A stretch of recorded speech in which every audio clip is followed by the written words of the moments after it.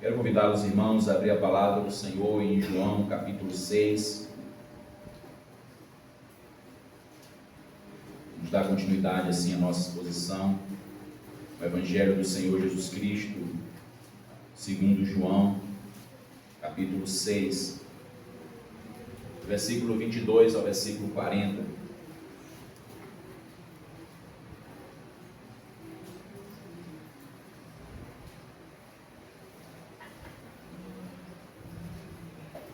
João 6, de 22 a 40. A palavra do Senhor nos diz o seguinte: ouçamos com atenção.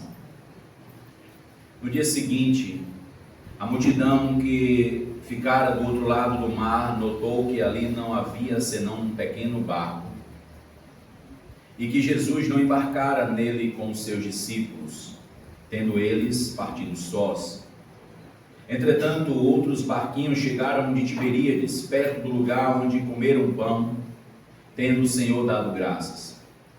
Quando, pois, viu a multidão que Jesus não estava ali, nem os seus discípulos, tomaram os barcos e partiram para Cafarnaum à sua procura. E tendo-o encontrado do outro lado do mar, lhe perguntaram: Mestre, quando chegaste aqui? Respondeu-lhes Jesus: em verdade vos digo, vós me procurais não porque vistes sinais, mas porque comestes os pães e vos fartastes. Trabalhai não pela comida que perece, mas pela que subsiste para a vida eterna, a qual o Filho do Homem vos dará. Porque Deus, o Pai, o confirmou com o seu selo. Dirigiram-se, pois, a ele, perguntando: o que faremos para realizar as obras de Deus? Respondeu-lhe Jesus: a obra de Deus é esta, que creais naquele que por ele foi enviado. Então lhe disseram eles: que sinal fazes para que o vejamos e creiamos em ti? Quais são os teus feitos? Nossos pais comeram maná no deserto, como está escrito: deu-lhes a comer pão do céu. Replicou-lhe Jesus: em verdade vos digo, não foi Moisés quem vos deu pão do céu. O verdadeiro pão do céu é meu Pai quem vos dá, porque o pão de Deus é o que desce do céu e dá vida ao mundo. Então lhe disseram: Senhor, dá-nos sempre desse pão. Declarou-lhes, pois, Jesus: eu sou o pão da vida. O que vem a mim jamais terá fome, e o que crê em mim jamais terá sede.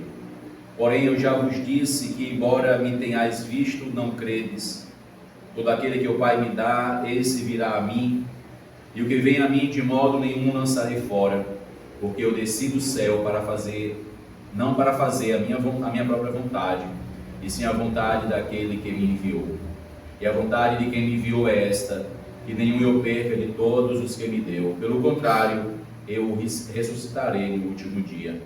De fato, a vontade de meu Pai é que todo homem que viu o Filho e nele crê tenha a vida eterna, e eu o ressuscitarei no último dia. Que Deus aplique a sua palavra, irmãos, ao nosso coração. Jesus é o cumprimento dos sinais e sombras da antiga aliança. E aqui nós temos novamente diante de nós um outro texto que afirma essa verdade, que mostra esse ensinamento e este cumprimento. O povo foi atrás de Jesus. O povo volta a ir atrás dele, mas eles queriam apenas comida. Eles queriam espetáculo. Eles estavam sendo distraídos e aquilo alegrava o coração daquele povo. Eram curados e ainda eram sustentados, mantidos. Bastava uma ação poderosa do Senhor Jesus, como nós vimos na semana passada. Passaram então a procurar Jesus novamente. Mas nesse inteirinho chegou um outro barco de uma cidade chamada Tiberíades, que recebe esse nome por causa de um imperador romano chamado Tibérios. E é interessante que essa cidade ela foi edificada sobre um velho cemitério. Então é uma cidade que não tem muito detalhe. Possivelmente Jesus ele não frequentava essa cidade, não há relatos, a não ser neste evento, dessa própria cidade, e esse povo também vai atrás do próprio Senhor. Uma cidade edificada sobre os mortos. Mas ao chegar lá, eles não encontram Jesus e voltam então para outro sentido. Veja novamente, verso 22. No dia seguinte, o dia passado da multiplicação dos pães, da tempestade sobre o mar, a multidão ficara do outro lado. Que ficara do outro lado do mar notou que ali não havia senão um pequeno barco e que Jesus não embarcara nele com os seus discípulos, tendo estes partido sós.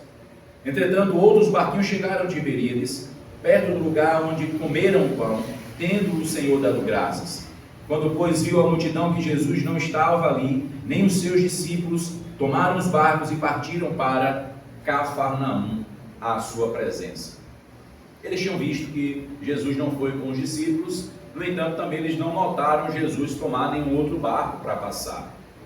Então, eles possivelmente percorreram aquela região e procuraram para ver se podiam encontrar Jesus. Certo é que foram encontrá-lo mais à frente, em outro local, tomaram assim os barcos e foram para aquele lugar. E é interessante porque eles vão atrás de comida. O atrativo do pão, ou o atrativo da comida não é difícil de ser entendido, porque naquele próprio contexto, os imperadores e outras autoridades usavam desse artifício para iludir e até para apaziguar os ânimos do povo, para obter apoio político.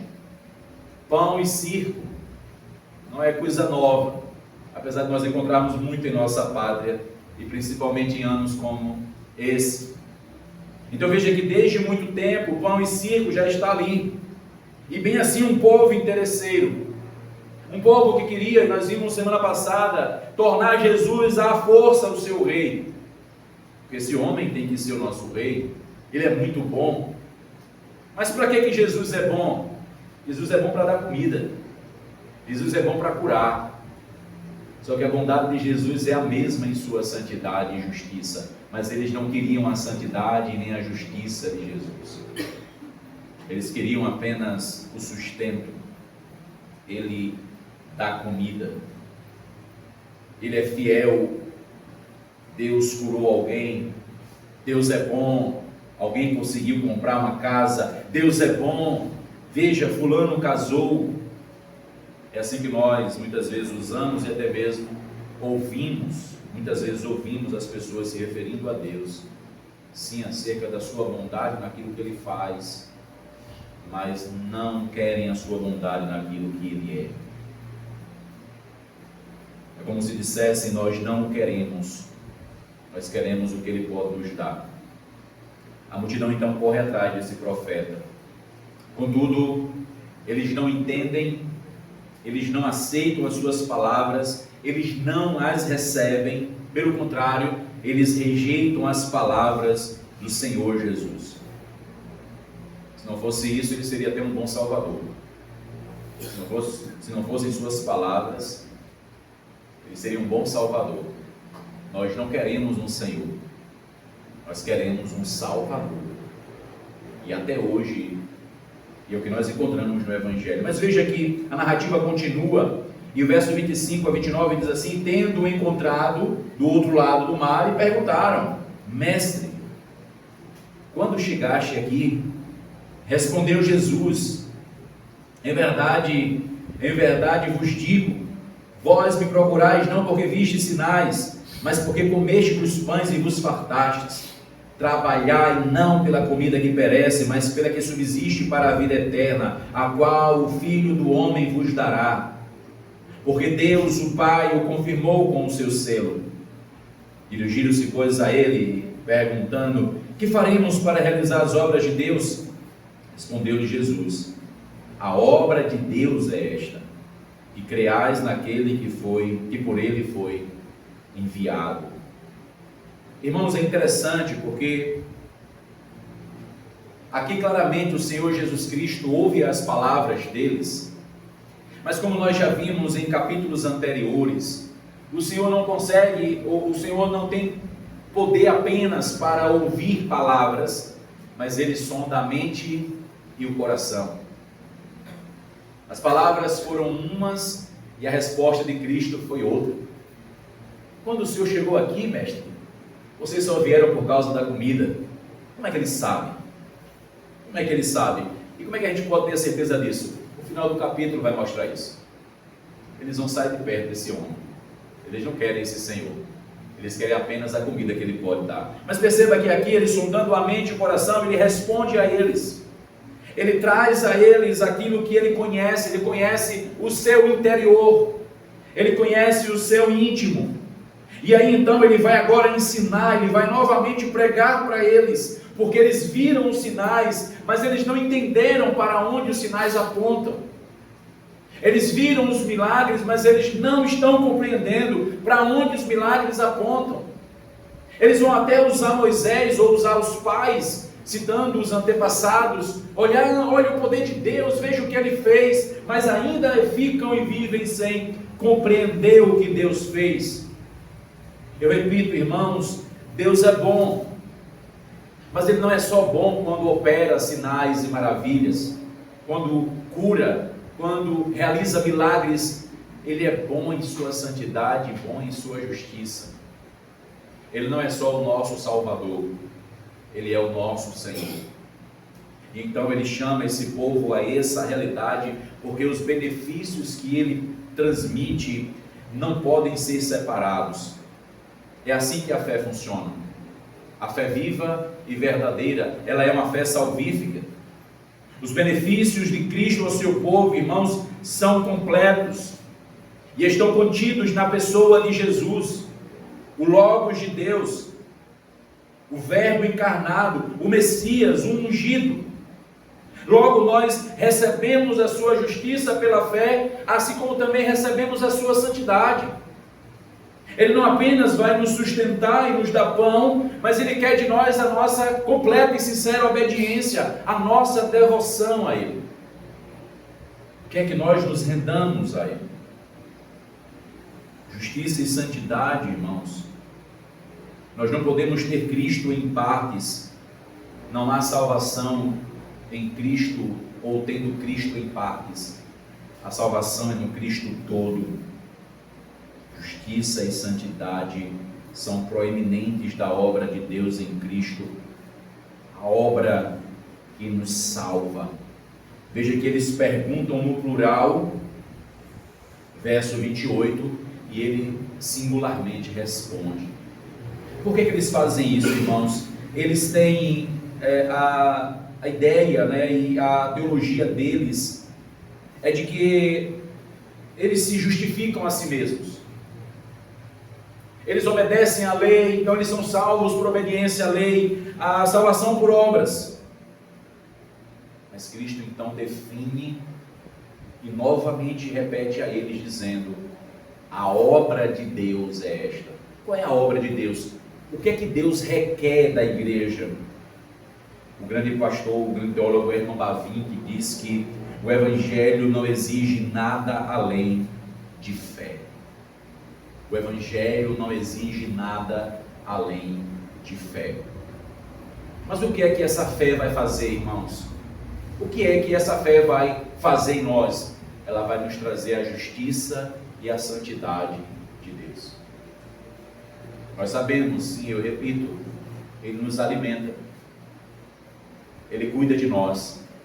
Nós acabamos de orar por enfermos, Ele cura, Ele restaura, Ele abençoa casamentos, Ele abençoa negócios, Ele faz o crente, Ele faz o homem prosperar, Ele manda sol, Ele manda chuva. Ele é bom em todo o tempo. Nós não negamos isso, em hipótese alguma, mas nós não negamos que Ele também é bom em sua justiça e em sua santidade. Nós não declaramos que Ele é somente o nosso Salvador. Sim, Ele é o nosso Salvador, mas nós declaramos que Ele é o nosso Senhor. Nós queremos ouvir sua voz, nós queremos obedecer os seus mandamentos, ainda que a nossa carne relute contra isso. É o desejo do homem transformado, é o desejo do regenerado. Logo, irmãos, Cristo diz, verso 29, a obra de Deus é esta, que creiais naquele que por Ele foi enviado. Ora, trabalhar, diz ele, Vocês correram, estão vindo para cá, remaram, estavam correndo atrás de Jesus, coisa linda, né? Coisa bonita.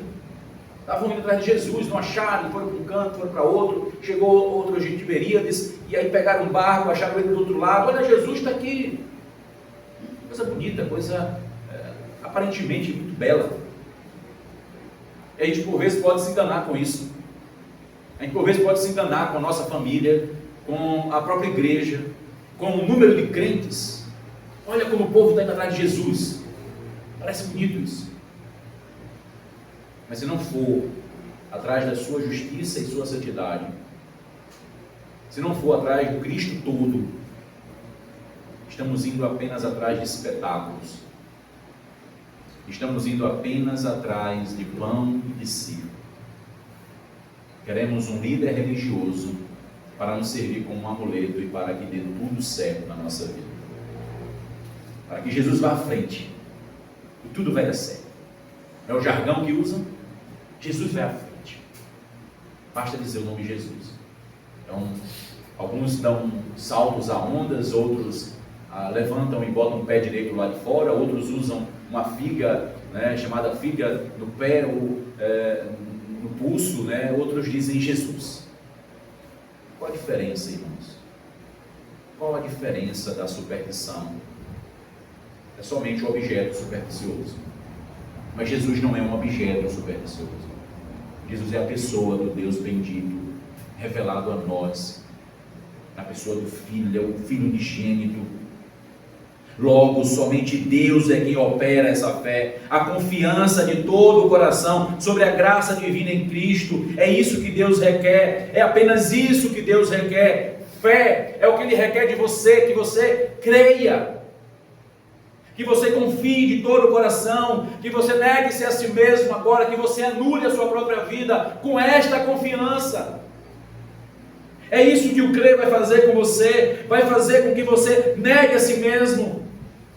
E isso é tão certo, que no final do verso 27, ele diz, porque Deus o Pai confirmou com o seu selo. E a palavra selo aqui, irmãos, é interessante, porque de fato é como selar uma carta. A gente não sabe muito mais o que é isso, mas é como antigamente se selava uma carta. Ou como, por exemplo, uma mercadoria lacrada. Você tem uma certa confiança ao comprar aquilo e ao poder usar aquilo. Mas a ideia aqui não é tão somente de confiança, a ideia aqui de que Deus selou essa mensagem, de que Deus selou essa ordem, é selada por Deus, é porque ela é autoritativa, ela é autorizada, ela é válida. Ele não toma o seu nome, ele toma o nome do Pai para isso. Ele não usa a si mesmo, dizendo, olha gente, eu estou falando a verdade com vocês. Mas ele pega e toma o Deus Pai para garantir essa mensagem ao coração deles. Ele continua, verso 30. Então lhe disseram eles, que sinal fazes para que o vejamos e creiamos em ti? Quais são os teus feitos? Nossos pais comeram o maná no deserto, como está escrito, deu-lhes a comer pão do céu. Replicou-lhe Jesus, em verdade vos digo, não foi Moisés quem vos deu o pão do céu, o verdadeiro pão do céu é meu Pai que vos dá, porque o pão de Deus é o que desce do céu e dá vida ao mundo. O grande teólogo, comentarista bíblico, doutor em teologia bíblica, melhor dizendo, Gerhard von Groninger, ele diz que a tipologia messiânica sustentada pelo Novo Testamento não pode ser contraditada. A tipologia messiânica sustentada pelo Novo Testamento não pode ser contraditada. E aqui veja que ele vai trazer essa verdade, mas ele faz isso rebatendo a fala daqueles homens. O que é que os judeus usam? Eles usam os sinais da antiga aliança, e eles vão especificamente ao maná. Interessante, porque eles vão atrás de Jesus por causa de comida. Cristo disse isso a eles. Foram atrás de comida. Verso 27, trabalhai não pela comida que perece, mas pela que subsiste para sempre. E é interessante porque a resposta deles em seguida, quando Cristo diz, Deus só quer de vocês a fé, quer que vocês creiam. Mas só que aí agora eles pedem sinais para poder crer. Aqui é fruto da incredulidade deles. Pediam um sinal a Jesus. Eles estavam fazendo com que mostrasse e revelasse o coração incrédulo. Eles querem ver cena, eles querem ver espetáculo. E eles então citam os pais, eles citam os antepassados, e aí eles falam que Deus cuidou deles. Mesmo não citando o nome de Deus, ele disse: deu-lhes a comer pão do céu. E aqui eles estão fazendo alusão ao Salmo, estão citando o Salmo 78, quando o salmista narrou essa verdade, que está lá em Êxodo 16, quando Deus deu maná a eles, quando Deus os alimentou naquele momento. Sim, irmãos, Deus cuidou do seu povo no passado, Deus cuida do seu povo hoje e cuidará do seu povo para sempre, inegável. No entanto, é preciso entender o que foi que aconteceu lá no passado, o que acontece hoje e para onde isso aponta. Aquele momento ali em Êxodo 16 foi um momento tipológico. É um momento onde eles estavam recebendo tipologicamente a própria redenção. Eles estavam recebendo de forma tipológica, ou como um sinal, como um símbolo, a própria pessoa do Cristo, que mais à frente é declarado: eu sou esse pão, eu sou o verdadeiro. Jesus diz: não foi Moisés quem vos deu o pão, o verdadeiro pão é meu Pai quem vos dá. Verso 34. Então lhe disseram: Senhor, dá-nos sempre desse pão. Declarou-lhe Jesus: eu sou o pão da vida. O que vem a mim jamais terá fome, o que crê em mim jamais terá sede. Veja, irmãos, não foi Moisés quem deu o pão a vocês, foi eu, foi o meu Pai. Foi o meu Pai que deu a vocês. No entanto, eles morreram. No entanto, aqueles que comeram daquele pão, eles morreram. Mas agora o pão que vocês estão recebendo, o pão que o meu Pai envia a vocês, esse pão faz com que vocês permaneçam para sempre. Ele não está menosprezando o milagre no deserto. Ele não está menosprezando o que foi vivido pelos pais deles, mas ele está mostrando que a ignorância desse povo está sendo combatida, ele está tentando desfazê-la na mente deles. Vocês devem entender para onde foi que aquele sinal apontava. Ele apontava para mim. O sinal no deserto não é um fim em si mesmo. E é assim que nós precisamos aprender, irmãos, a olhar para esses textos e a perceber: não são histórias em si mesmas. Não é ler as mensagens do Antigo Testamento e ficar ali como se elas falassem apenas de si mesmos. Como se alguém olhasse para Davi e dissesse: seja como Davi, escolha o seu Golias, pega algumas pedras aí, perseverança, persistência, paciência, sei lá, e agora lute. Quando na verdade, tanto Davi quanto Golias, ele vai apontar para o nosso pecado e fraqueza e para a glória de Cristo, para a vitória daquele que está com o Senhor, que vem em nome do Senhor, e não para nós, a não ser a fraqueza, a não ser o temor. Sabe quem somos nós? Somos Saul e o exército, que estavam com medo de Golias, e de repente Deus levanta o seu servo, e que vai em nome do Senhor, e destrói aquele inimigo, e acaba com ele. E aquilo traz ânimo para o próprio povo de Deus, que se levanta e continua a batalha. Ora, irmãos, é Cristo que nos garante essa vitória. É Cristo o verdadeiro Davi. É Cristo para onde o maná aponta. É Cristo a água que sai da rocha. É Cristo a nuvem que os cobre de dia, que a tocha de fogo que os guia de noite. Tipologicamente, irmãos, ele está sendo anunciado. Ele é anunciado. Ele mesmo vai dizer isso no final do livro do Evangelho segundo Lucas escreve: Moisés, os profetas, os salmos falavam e falam de mim. As escrituras falam de mim. Então ele conclui esse raciocínio, verso de número 36, porém eu já vos disse que embora me tenhais visto, não credes.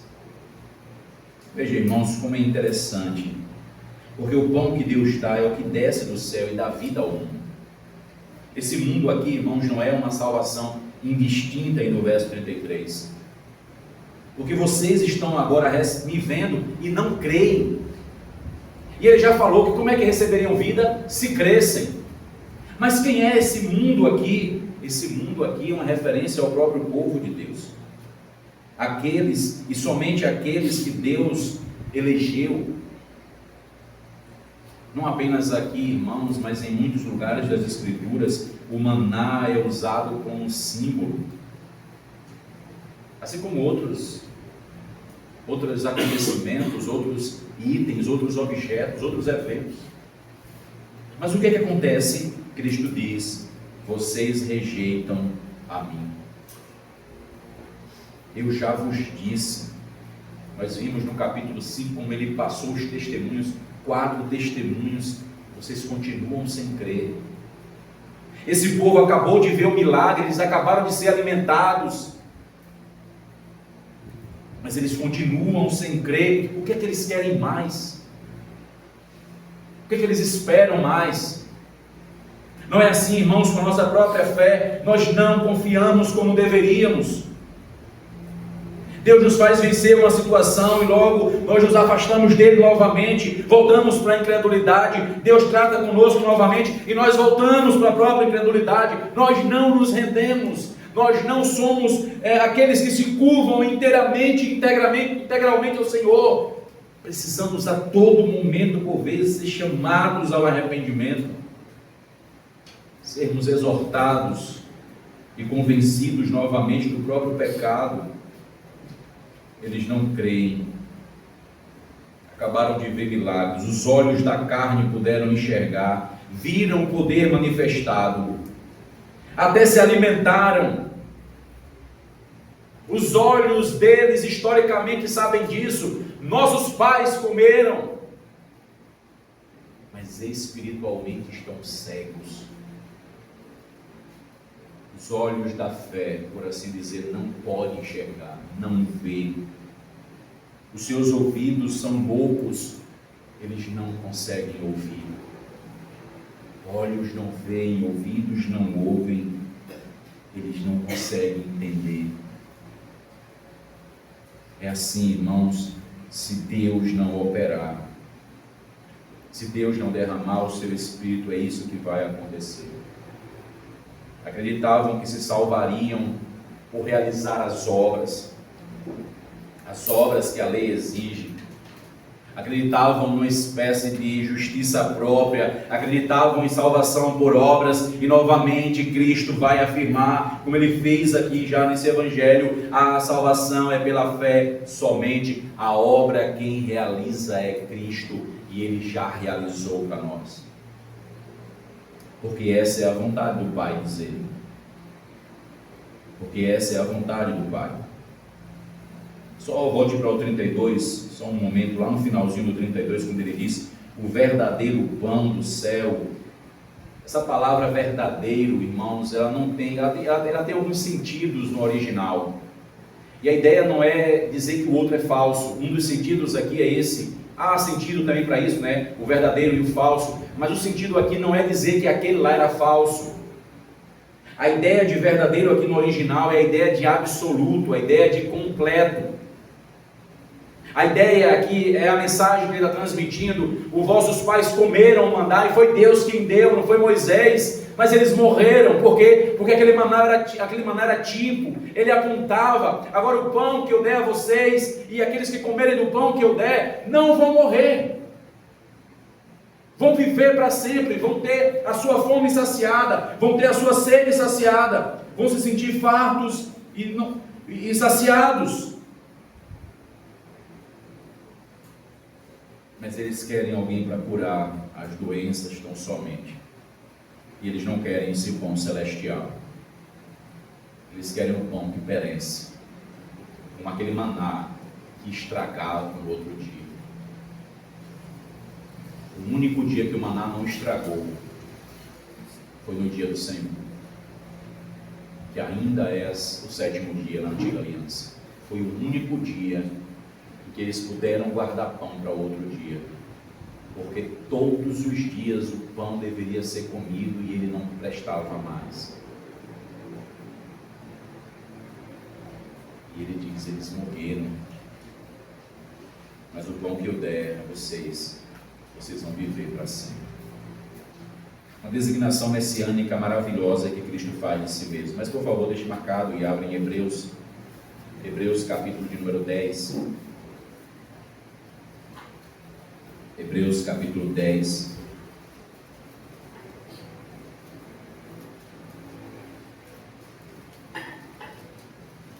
Versículo de número 5 a 10 diz assim: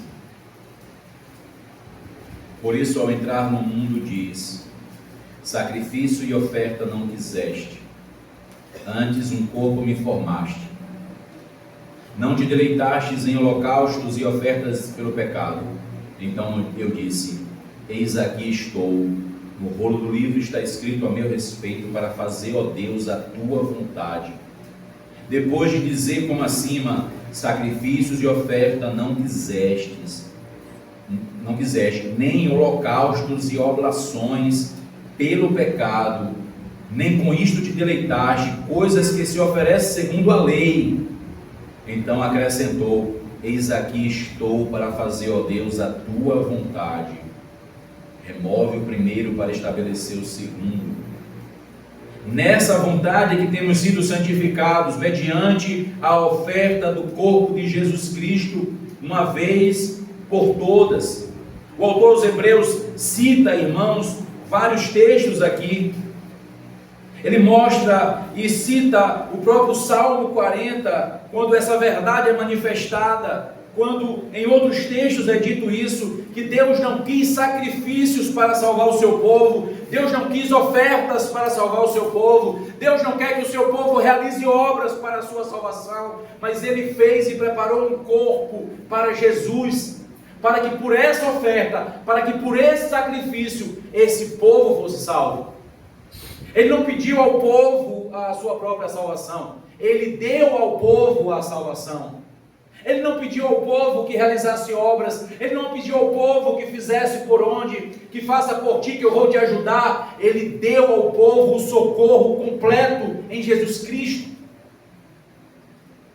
Essa mensagem do Antigo Testamento é isso que o autor aos Hebreus está exortando aquele povo, mostrando como em Cristo nós temos a execução do plano da redenção.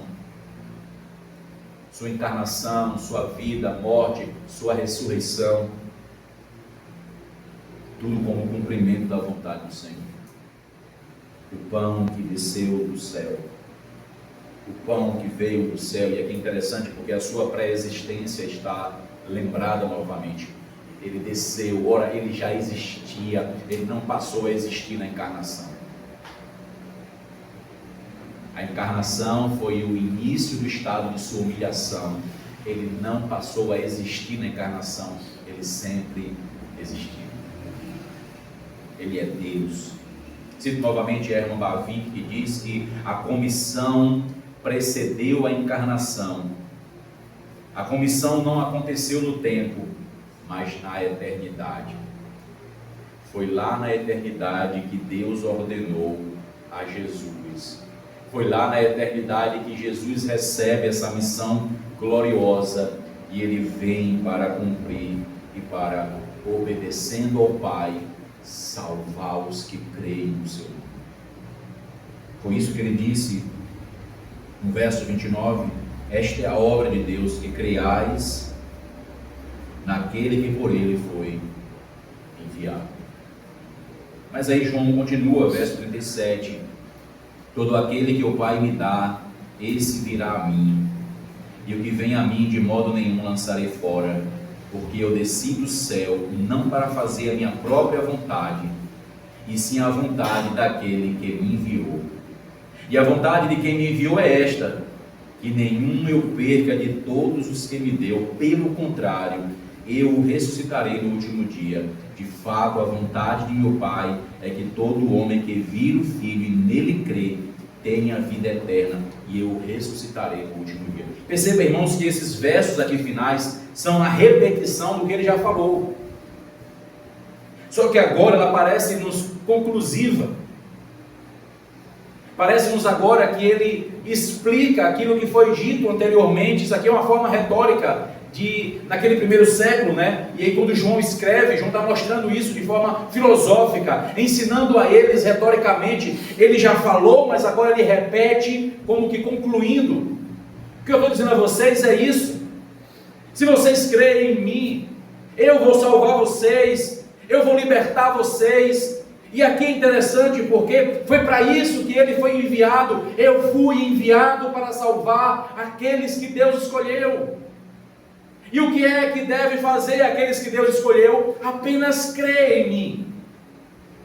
Apenas crer em mim. A obra eu é quem vou realizar, porque essa é a vontade do Pai. É a vontade do Pai que Jesus morra naquela cruz. É a vontade do Pai que ele sofra. É a vontade do Pai que ele tenha todo aquele sofrimento. É a vontade do Pai que ele passe por tudo aquilo. Estava determinado. Ele está cumprindo um decreto de Deus Pai. Ele está cumprindo uma ordem. E ele vem e prontamente obedece, ao ponto da Escritura dizer que ele obedeceu até o fim. Ele obedeceu perfeitamente. Deus não foi pego de surpresa e disse: deixa eu aproveitar a morte de Jesus para salvar o meu povo. Já que ele morreu, vamos agora aproveitar para poder salvar os eleitos. Ou já que a circunstância está sendo assim, vamos logo terminar, deixar ele morrer, então eu vou usar a morte dele. Não. Há um plano, há um decreto, há uma vontade.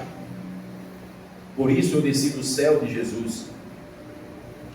E de modo nenhum lançarei fora. Que segurança, irmãos! A encarnação, assim como as suas palavras testificam, ele sempre existiu, e ele veio com um mandato, ele veio com uma obra específica, e essa obra foi atribuída pelo Pai. Ele veio para satisfazer a vontade do Pai. E é interessante porque, como eles citam Moisés foi um homem muito obediente. Depois de tratado, Moisés pegou a vontade de Deus e transformou a sua vontade, e Moisés então vivia para o Senhor, mesmo com toda a sua fraqueza, com seus pecados. E agora Cristo, que é maior do que Moisés, que não tem nenhum pecado, ele diz: eu vim fazer a vontade dele.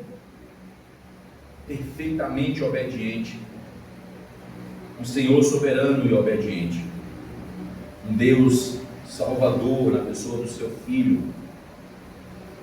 Obedeceu completamente à vontade do Pai, Cristo, servo sofredor. Nós temos essa mensagem lá em Isaías 53, porque nós podemos ver reflexos. Por favor, Isaías 53.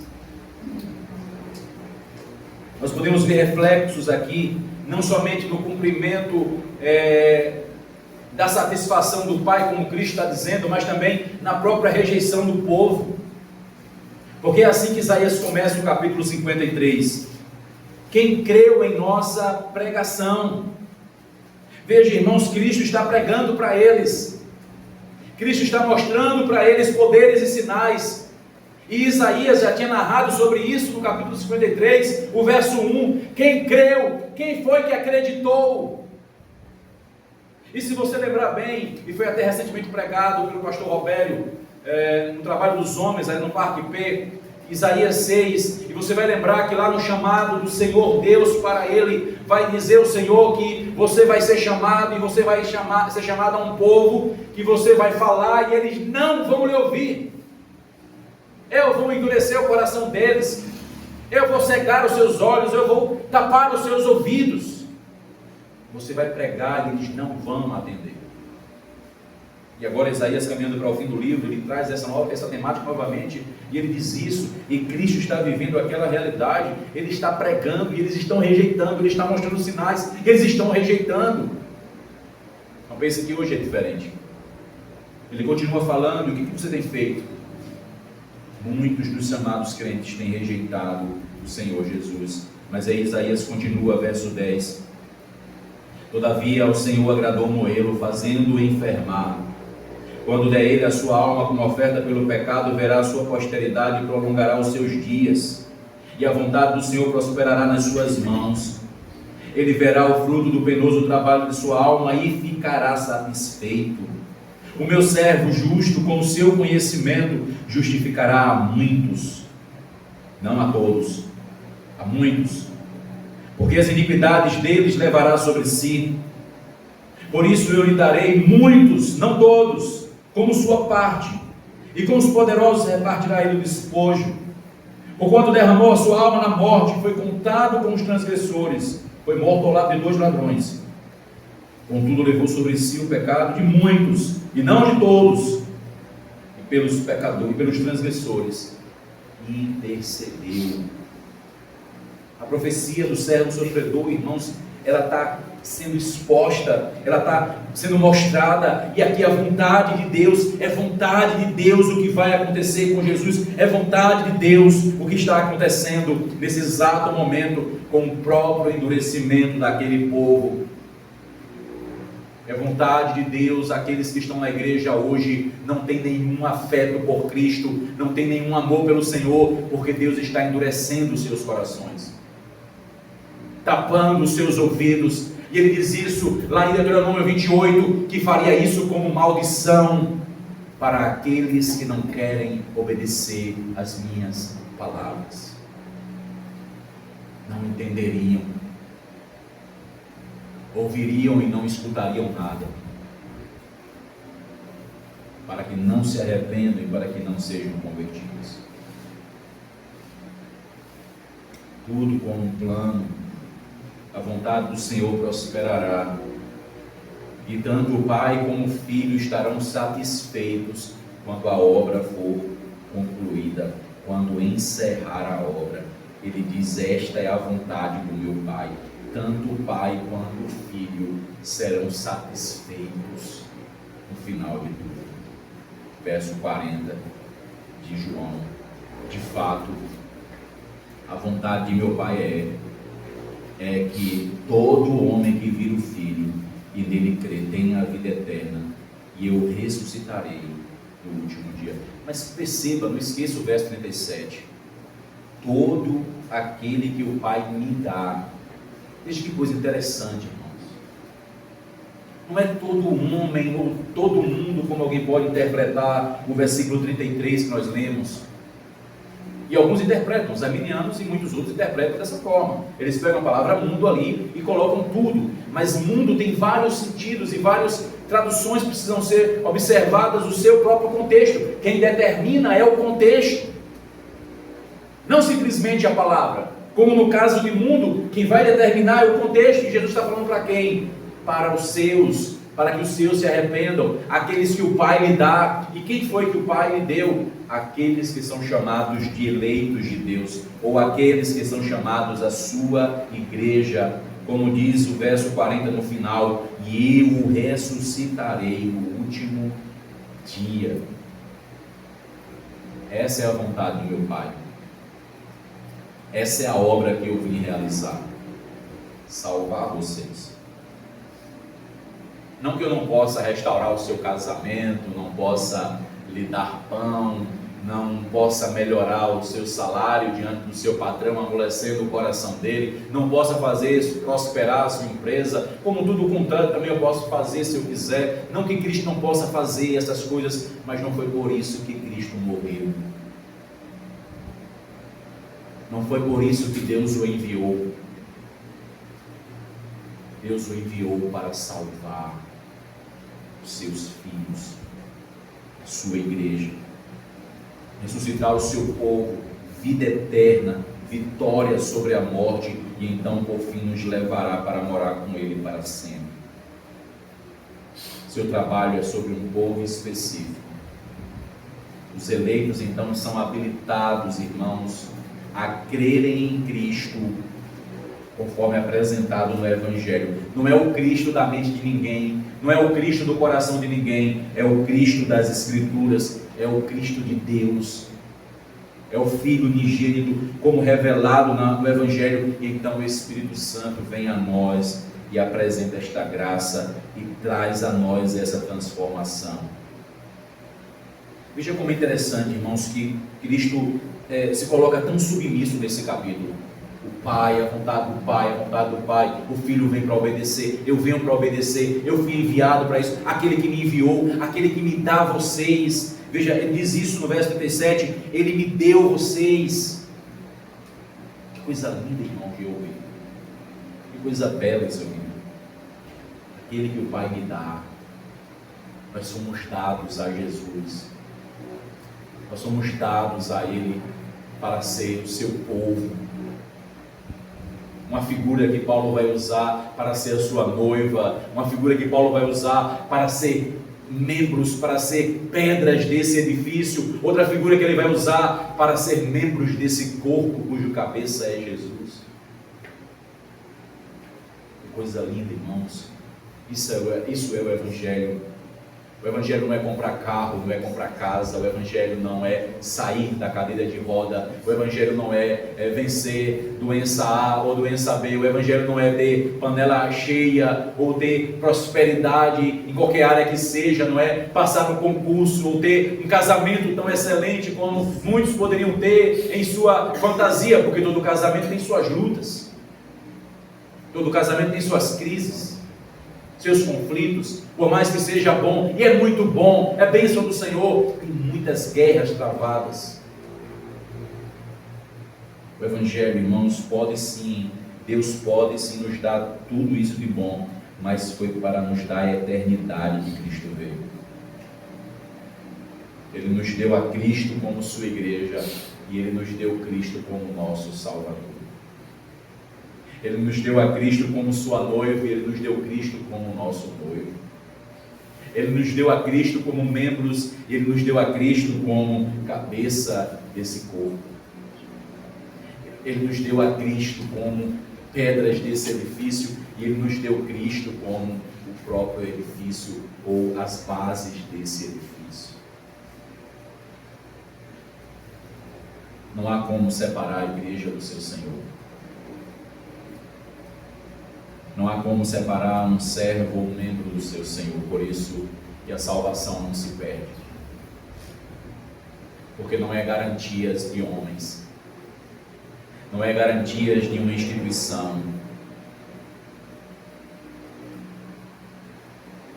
O Pai quem deu. Separados desde antes da fundação do mundo, eternamente ordenados para a vida, conformados à imagem do seu Filho. Isso é imutável, irmãos, isso é irrevogável, por isso não se perde, não pode ser perdido jamais. Ele diz, eu ressuscitarei. Final do 37, de modo nenhum o lançarei fora. Ele não rejeita nenhum. Ele não rejeita ninguém que chegue até Ele arrependido. Se você chegar até Ele agora, Ele não vai te rejeitar, Ele não vai te lançar fora. Esse povo vai até Ele, atrás de comida, mas Ele não nos lança fora. Ele nos exorta, Ele nos chama ao arrependimento, mas Ele não nos expulsa da sua presença. São eles que vão se afastar, são eles que vão procurar um outro Salvador, segundo a ideia deles. Não é Cristo quem está excluindo a eles, apesar de que já foram excluídos os que não são eleitos, ou não foram incluídos, melhor dizendo. Mas o Senhor não está excluindo, Ele não está rejeitando ninguém. Portanto, se você chegar a Ele arrependido e confessando os seus pecados, completamente submisso a Ele, Ele não vai te lançar fora. Ele não vai te lançar fora. E não é porque você pecou muito, ou porque você pecou pouco, não é porque você é rico ou você é pobre, não é porque você tem tal trabalho, ou porque você tem tal status, ou porque você é isso, ou porque você é aquilo, ou porque você nasceu, em onde quer que seja, não importa quem você é. Você se chegar a Ele, com toda a humildade, clamando a Ele por misericórdia, clamando a Ele arrependido dos seus pecados, Ele te recebe. Ele não te lança fora, e Ele te promete algo glorioso. Ele vai te ressuscitar no último dia. Não é somente agora, é agora e para todos sempre. Por isso que a Escritura diz que Cristo é o nosso sim, o nosso amém. Nele nós temos o sim e temos o amém, ou seja, nós temos a garantia. Se há um selo do Pai, como Cristo diz, de que essa palavra é verdadeira, Cristo é como o nosso selo diante do Pai hoje, dizendo: eu estou aqui, Pai, eu venci pelos teus filhos, eu venci pelos meus irmãos. E agora Ele está diante do Pai, em carne e osso, como que nos representando diante do Senhor, e em breve Ele vai voltar para nos buscar, e todos estaremos com Ele para sempre. Cristo, em sua primeira vinda, estabeleceu a fundação do seu reino, e quando Ele voltar, diz Pavim que Ele vai completar o edifício. Quando Cristo vem, Ele lança as bases desse edifício, o reino de Deus foi estabelecido, mas quando Ele voltar, será concretizado o começo e o fim da obra. Aquele que começou a boa obra, Ele vai concluir. Parece demorado, tem muita gente se desenganando, tem muita gente se iludindo, e nós temos cada vez mais ouvido o mundo, cada vez mais nós temos dado ouvidos a Satanás, cada vez mais nós temos dado ouvidos ao nosso coração, e nós não lembramos mais da volta de Cristo, nós não vivemos mais pensando no céu, pensando na glória eterna. Nós queremos aqui, queremos agora, queremos pão, Senhor, é o que nós queremos, é pão, é casa. Quando deveríamos clamar, Maranata, quando deveríamos clamar, ora vem, Senhor Jesus, sim, o pão nosso de cada dia.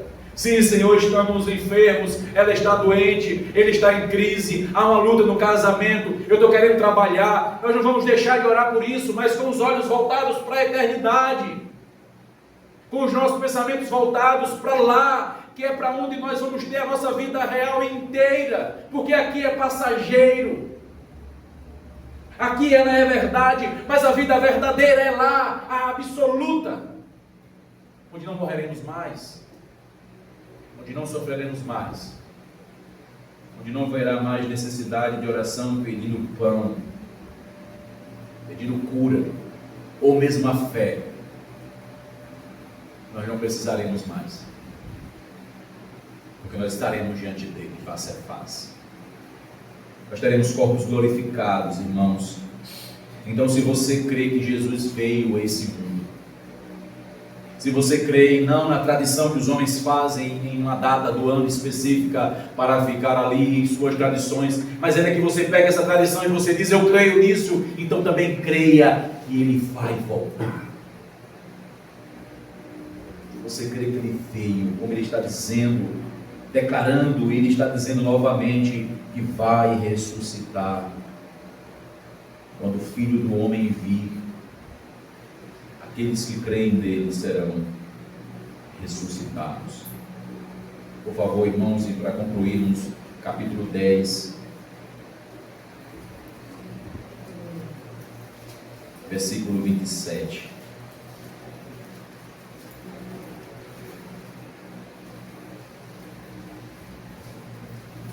As minhas ovelhas ouvem a minha voz, eu as conheço e elas me seguem.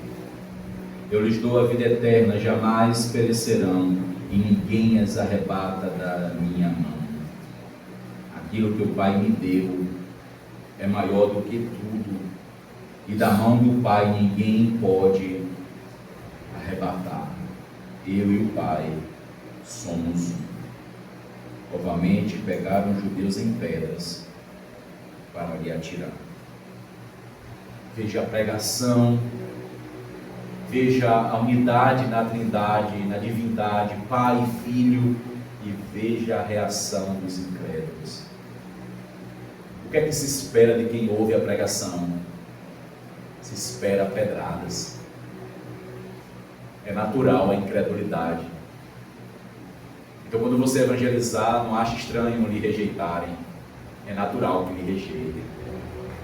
Mas não quer dizer que a mensagem não seja verdadeira, a não ser que você está pregando um Jesus que não é da Escritura, a não ser que o evangelho em sua vida é falso. Mas se pegarem pedras para atacar Jesus, quem dirá a mim a você? No entanto, nós não somos motivados pela resposta do ouvinte ou pela resposta daquele que está a ouvir a pregação ou a ouvir o testemunho. Nós somos motivados pela glória do Senhor. Porque ainda que nos matem, tão somente nos matarão. E aqui tem uma verdade que está aí contida no versículo de número 28. Jamais perecerão e ninguém as arrebata da minha mão. Você está com medo das pedradas? E o que você está com medo? Por que você não prega e não proclama o Evangelho? Por que você não vive o Evangelho genuinamente? Você quer segurança maior? Você quer amor ou graça maior? Não há. Não há. Porque Ele está te oferecendo toda a eternidade. Ele está te dando toda a glória. Porque aquele que nos justificou também nos glorificou em seu Filho.